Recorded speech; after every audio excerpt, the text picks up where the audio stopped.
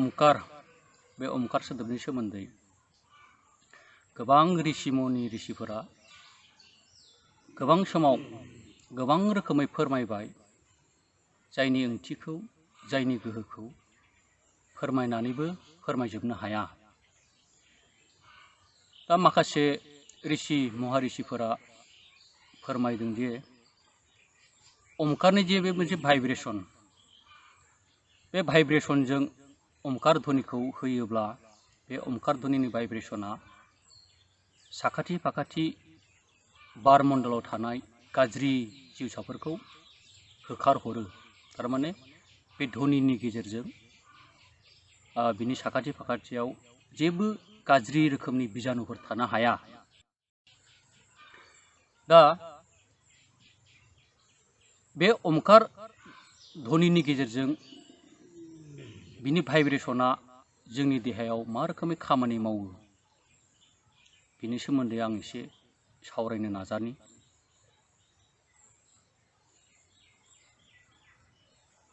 ओमकारा मोनथाम हांखोजों दाजानाय मोनसे सोमोनांथाव सोदोब, जायखौ ध्वनि होननानै बुङो।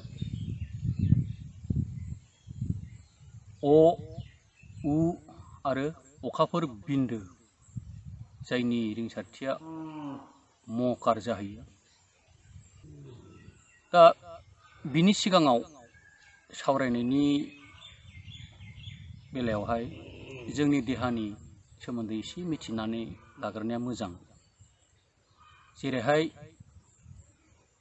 जोङो जोंनि देहायाव बायदि रोखोमनि अर्गेन्सफोर दङ, जेरै किडनी, लिभार, हार्ट, बायदि रोखोमनि अर्गेन्स।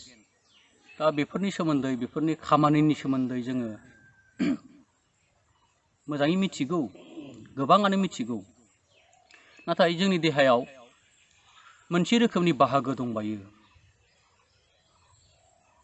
जायखौ ग्लेन्स एबा ग्रन्थि होननानै बुङो। बिनि सोमोन्दै सरासनस्रायै बारा सावरायनाय जाबाङा। हयथ' बेनिखायनो बेफोरनि खामानिनि सोमोन्दै मोजाङै मिथिया जानो हागौ। जोंनि देहायाव बे ग्रन्थिफ्रा जेरैहाय pineal glands, pancreas glands, adrenal glands, thymus, thyroid, hypothalamus, pituitary, बे रोखोमनि ग्रन्थिफोर दङ, ग्लेन्सफोर दङ। बे ग्रन्थिफोरा बायदि रोखोमनि हर्मन दिहुननानै जोंनि देहायाव गोसारहोयो, जायनि जाहोनाव जोंनि देहाया समानथि, बै हर्मननि दारैहाय जोंनि देहायाव मोनसे समानथि लाखिनानै जोंनि देहाखौ गोग्गो लाखिनायाव बै ग्रन्थिफ्रा मदद होयो। जोंनि देहायाव बै ग्रन्थिफोरा जेब्लानोखि गावनि हर्मन दिहुननायाव हेंथा फैगोन एबा हर्मन दिहुननो हाया जागोन, अब्लाना जोंनि देहायाव बायदि रोखोमनि बेमार आजारफोर जाखांनो हागौ। होमब्ला ओमकारा मा खामानि मावो? बै ग्रन्थिफोरखौ एक्टिभेट खालामनायाव जोबोद मदद होयो। ओमकार ध्वनिनि भाइब्रेशनजों बै ग्रन्थिफ्रा मा जायो? सांग्रां जाहोनो हायो। बे ग्रन्थिफोरनि मोनसे मख'जाथाव आखुथाय दङलाय। बे आखुथायानो जाहैबाय मा? बे ग्रन्थिया गावनो हारसिं खामानि मावा। गाव हारसिं थारमाने बे हर्मनखौ दिहुना।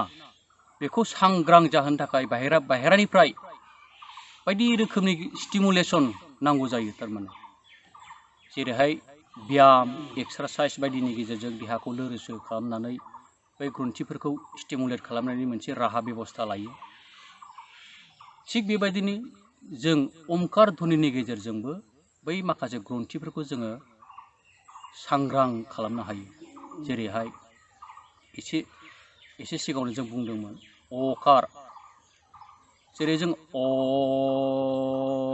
ओमकारनि जों अ जेला होनो, नाभि, बे नाभिनिफ्राय जागायजेननानै बिखा खंख्लासिम बेहाय माखासे ग्रन्थिफोर दङ, जेरैहाय एड्रिनेल, पेनक्रियास ग्रन्थि, बे रोखोमनि ग्रन्थिफ्रा सांग्रां जाहैयो।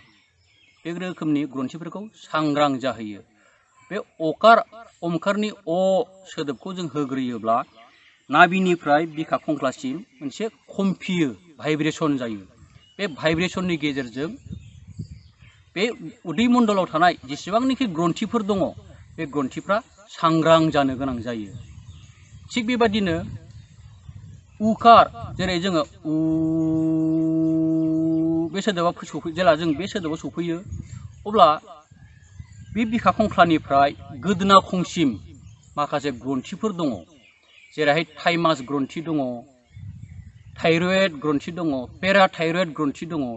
बे उकारनि गेजेरजों बिखा खंख्लानिफ्राय गोदोना खंसिमनि गेजेराव थानाय थाइमास, थाइरयड, पेराथाइरयड बे ग्रन्थिफ्रा सांग्रां जानो गोनां जायो। बिनि भाइब्रेसनजों सांग्रां जानो गोनां जायो एबा सांग्रांथि जायो। थिग बेबायदिनो जोङो मकारखौ जोङो बे रोखोमनि जोङो सोदोब जेला दिहुनो होमबा खर'मण्डलाव थानाय माखासे ग्रन्थिफोर दङ, जेरैहाय हाइपोथालामास, पिट्युटरी, पिनियाल ग्रन्थि, बे रोखोमनि ग्रन्थिफ्रा सांग्रां जायो। दा अब्ला जोङो मिन्थिनो मोनबाय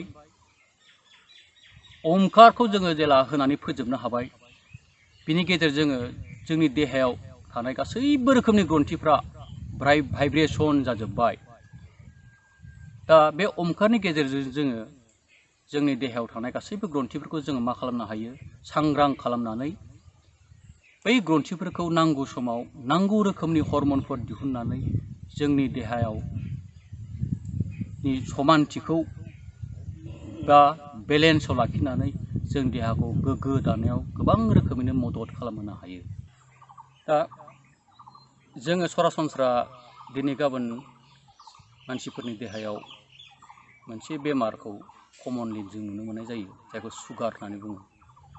सुगार बेमारा दायो जोंनि जायगायाव गोबां मानसिफोरनि देहायाव नुनो मोनो। दा बे बेमारा माबोरै जायो? जोंनि देहायाव पेनक्रियास ग्लान्डआ सुगार बेमारनिफ्राय होबथानायनि जोबोद गिदिर खामानि मावो। पेनक्रियास ग्लान्डआव मोनसे सेल दङ, बै सेलनिफ्राय इनसुलिन होननाय मोनसे हर्मनखौ बियो दिहुनहरो। बै इनसुलिन हर्मना आदार जानायनि उनाव बै आदाराव थानाय सुगारखौ डाइजेस्ट खालामनानै बारा जानाय सुगारखौ बियो कन्ट्रल बेलेन्सआव दोनो, जायनि जाहोनाव जोङो सुगार बेमारनिफ्राय रैखा मोननो हायो। दा जोङो साननानै नायदो, सुगार बेमार जानायनि ओंथिया जोङो बुजिनांसिगोन जोंनि पेनक्रियास ग्लान्डनि बै मोनसे सेला माबा मोनसे जानानै दङ, जायनि जाहोनाव बियो इनसुलिनखौ नांगौ बायदि दिहुननो हायाखै। बिनि थाखाय सुगार लेभेला देहायाव बारायबाय। अब्ला जोङो एसे सिगाङाव जों बुंबोनाय अकार बे ध्वनिनि गेजेरजों जोङो जोंनि देहायाव उदै मण्डलाव थानाय पेनक्रियास ग्लान्डखौ जोङो सांग्रां खालामनायनि मोनसे राहा दङ। बे अकार ध्वनिनि गेजेरजों पेनक्रियास ग्लान्डआ सांग्रां जागोन। होमब्लानो बियो नांगौ समावहाय नांगौ बायदियै गाव हानायमानि बेयो गावनि हर्मन्सफोरखौ दिहुननानै नांगौ समाव बे देहायाव गोसार होबाय थानो हागोन। अब्ला जोङो बे रोखोमनि बिनि अनगायैबो गोबां रोखोमनि बेमारफोरनिफ्रायनो रैखा मोननायनि बे मोनसे गेदेर राहा होननानै जों साननानै लानो हायो। दायो जों नुनो मोनोदि माखासे ब्रह्म धोरोमारिफोरा जयग' होनायाव बे ओंकार ध्वनिखौ कम्पालसारि बायदियै बाहायबाय थायो। थिग बेबायदिनो बे ध्वनिखौ न'खर न'खर सानफ्रोमबो नित्य जयग' होनाय समाव जयग' होनायनि सिगां एबा बिनि उनावबो बे ओमकार ध्वनिखौ खमैबो 7 खेब हायोबा नों गोबाव बुंनो हायो, खमैबो 7 खेब होयोब्ला जोंनि देहायाव जथेस्थ' रोखोमनि खामानि होगोन। बे ध्वनिनि गेजेरजोंनो जोंनि देहायाव थानाय, गावबा गावनि देहायाव थानाय ग्रन्थिफोरखौ सांग्रांथि लाखिनानै बायदि रोखोमनि बेमार आजारनिफ्राय जोङो बारग'नो हानायनि बे मोनसे मोजां राहा।